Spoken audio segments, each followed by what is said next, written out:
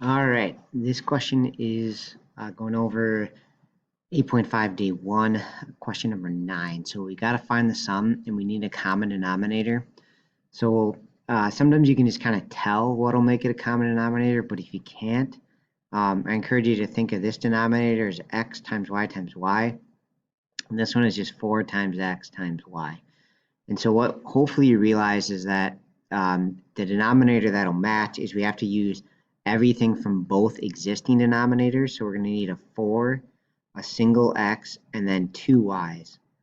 So we're going to need to make a match, because you can't like just take out this y, but you can add one over here. Same thing with the 4. You can't take it out, but you can add one over here. So basically we're going to have 4xy squared, which means this side we need to multiply the top and bottom by 4, and then we'd have 4xy squared. And this one just needs a times y, and then the denominator will be 4xy squared. Okay, so what it's going to look like, I'm going to rewrite it with the new denominator, 4xy squared and 4xy squared. And so then it's got to take this numerator times 4, so it'll be 20y plus 8. Make sure you take both parts times 4, both parts times y here, so we'll have 2xy minus 4y. All right, and then now we can add them together. So we got to combine like terms, which there's not a lot, but there's a 20y and a negative 4y. So that will give us 4y positive plus 2xy, nothing to combine with that, and then an 8 with there's nothing to combine with. Okay, and then we have 4xy squared on the bottom.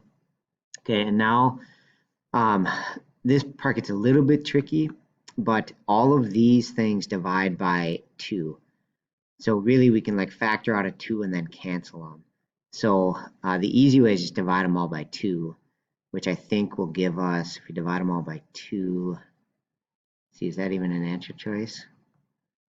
Oh, so it'd just be an xy, 8y.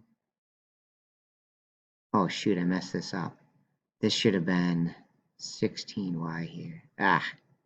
Sorry, that should be 16y because it's 20y negative 4y.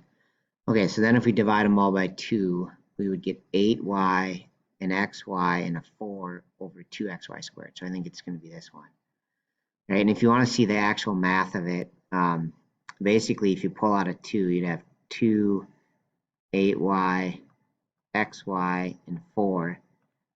And then in the bottom, pull out a 2 so that it's 2 and then 2xy squared.